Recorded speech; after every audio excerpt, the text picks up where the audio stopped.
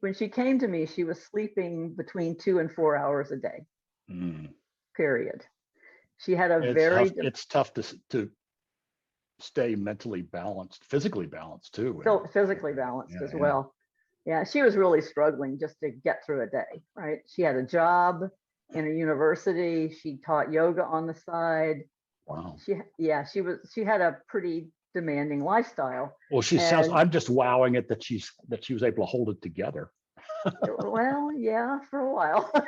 Yeah, I understand. But it was costing her in her health, basically. Yeah. That's why she came to a physician I worked with first, and they were like, we got to find a way to make you sleep, right?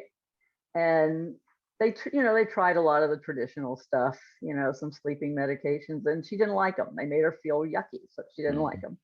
So she came to me, and we started working with a couple of things. We did some meditation work. We did some bioenergetic energy type work. We did some homeopathic stuff. We basically found a way that worked for her. Hi, and welcome to the Entrepreneur Freedom Solutions Show. And I have the distinct honor of having as my guest Cherry Pfau. She's a holistic nurse, and she serves women who suffer from extreme fatigue and want more balance and energy in their lives. So, hi, Cherry, welcome. Hi, how are you, Eric? I am very good. So, one of the things that people start out with is, like, tell me about this whole holistic nursing, well-being, like, tell me about that topic and why is it so important? So most people, when they think of health, they sort of tend to silo problems into, physical aches and pains or diseases and things like that. And we're not siloed. We are complex human systems, and everything is connected and everything works together.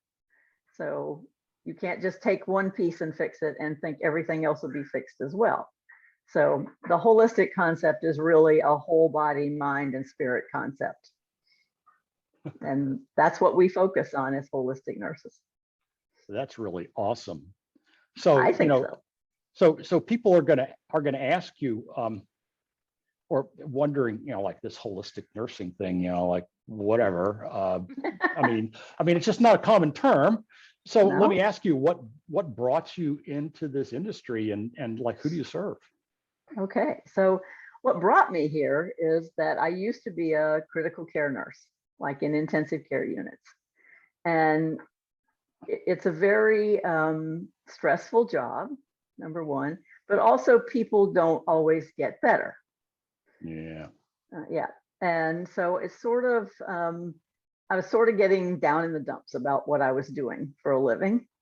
And a friend of mine went to this conference every year called the Holistic Nurses Association. And she invited me to go with her one year. And when I went, it was like this light bulb went off. It's like, this is how health should be addressed, not in these little buckets that, with all these specialists.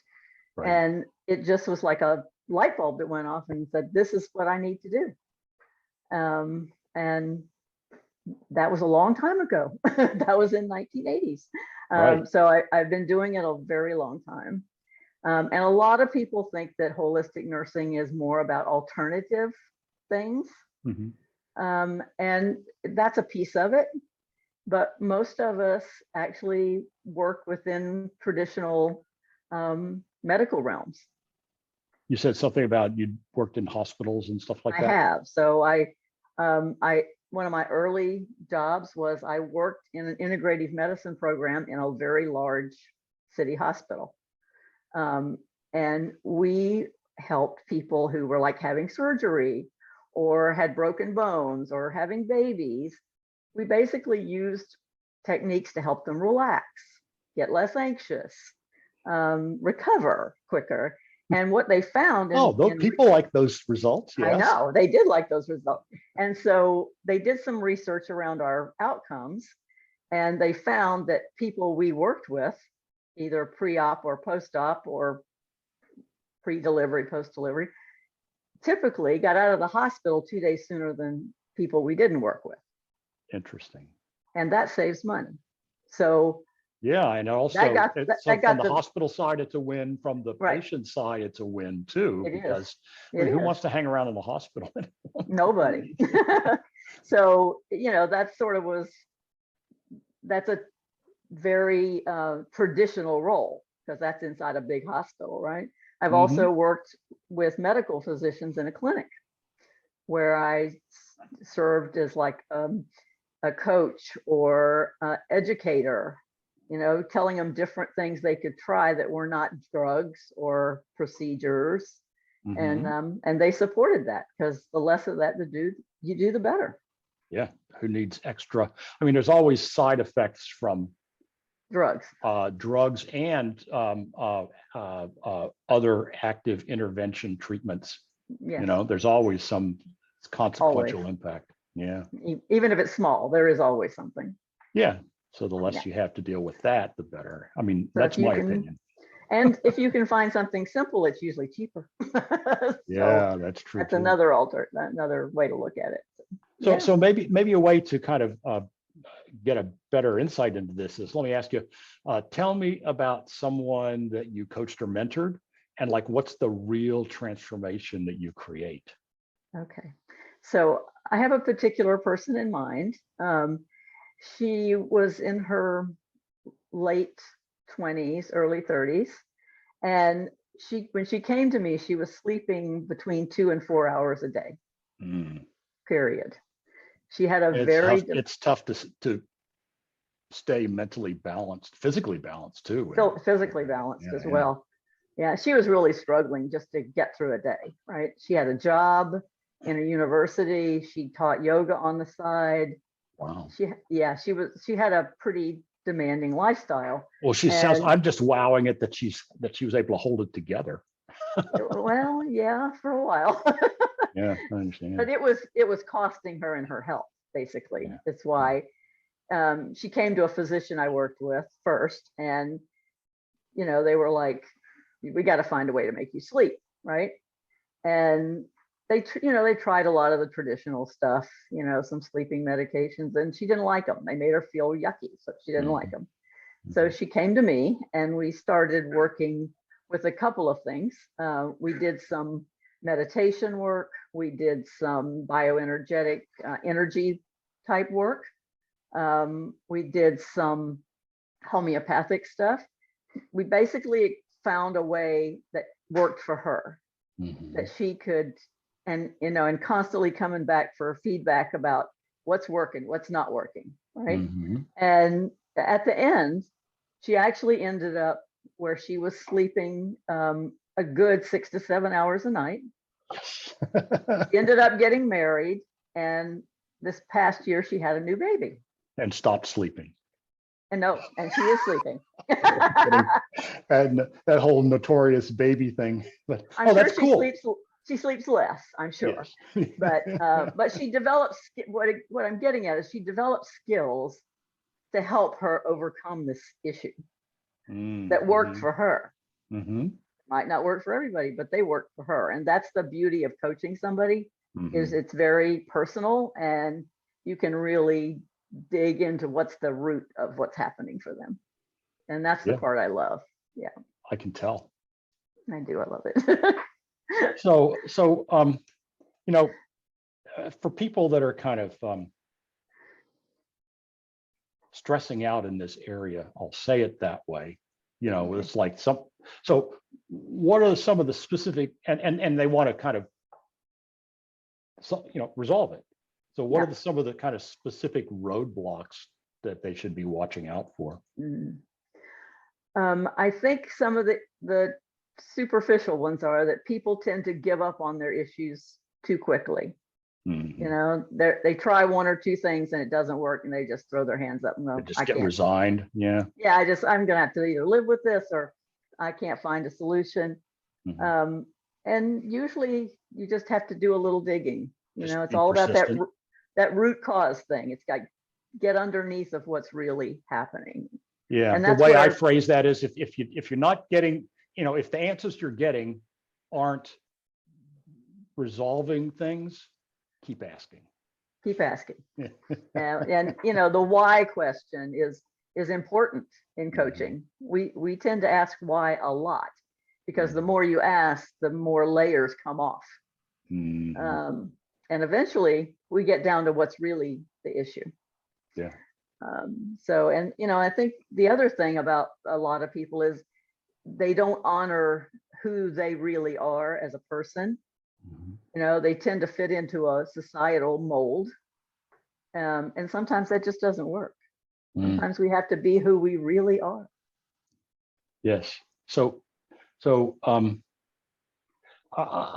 so I got that in terms of the kind of the essential kind of big picture benevolent Yeah. view of it. Okay. But kind of, what do you mean? I mean, like more specifically, I mean, is there like shed a little more light on that? So let's see if I can think of something.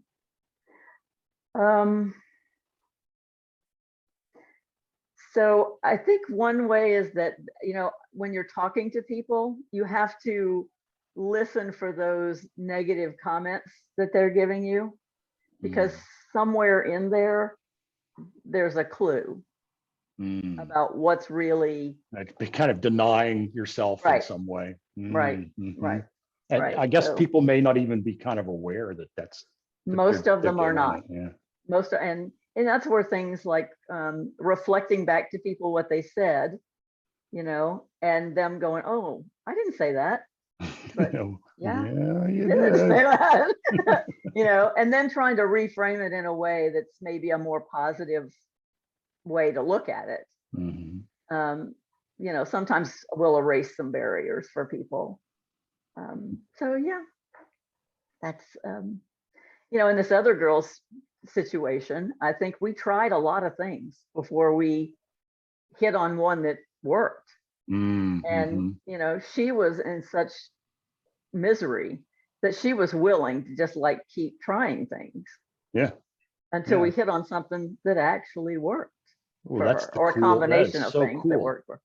Yeah. One, that she persisted. I mean, she certainly had the motivation for it. I mean, the motivational pain for it. Yeah, she did. But it's, it's really great that you hung with her to, and had a kind of a good toolkit to draw from, of stuff to try. Well, that's one of the things about being a holistic nurse. We have a lot of tools. A lot. I mean, I have a master's degree in holistic nursing, and one of the ways I learned about things is I experienced them.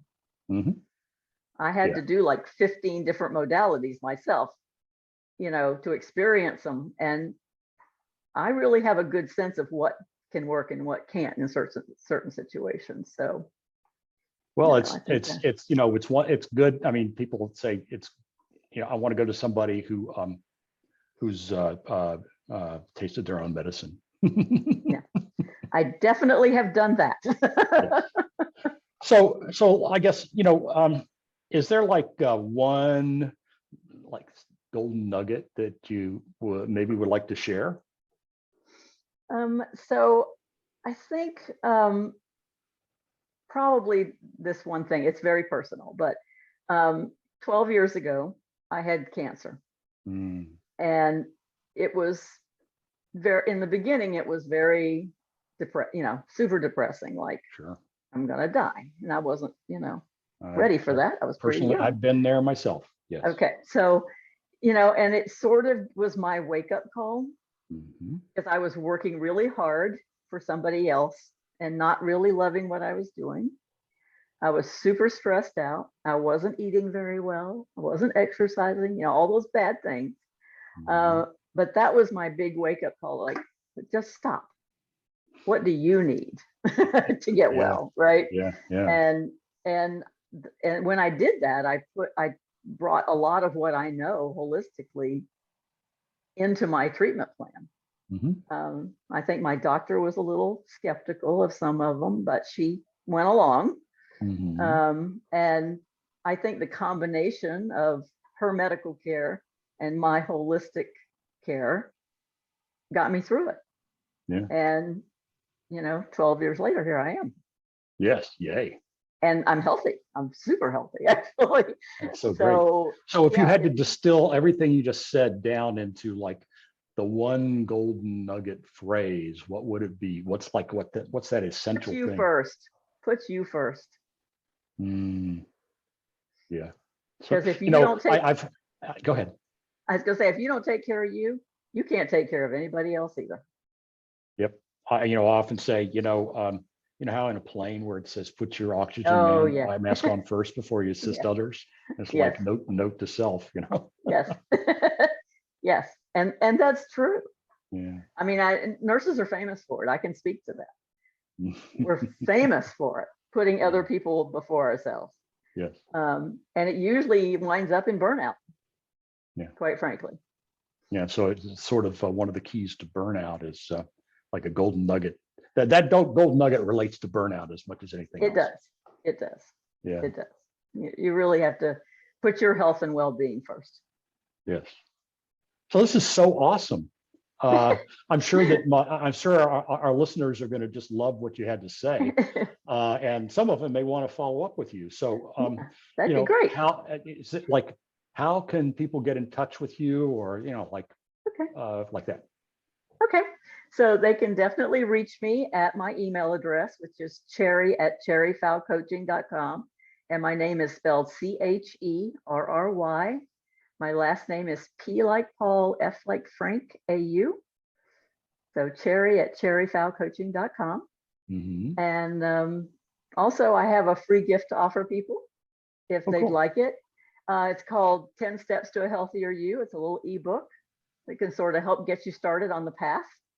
And they can get that for free at https://cherrypfaucoaching.c.k.page/signup.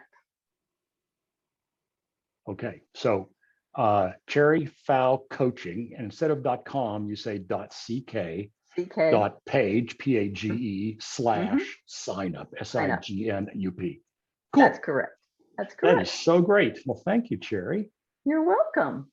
And it's been such a treat having a chance to just talk with you and learn more about this whole holistic nursing, holistic health thing.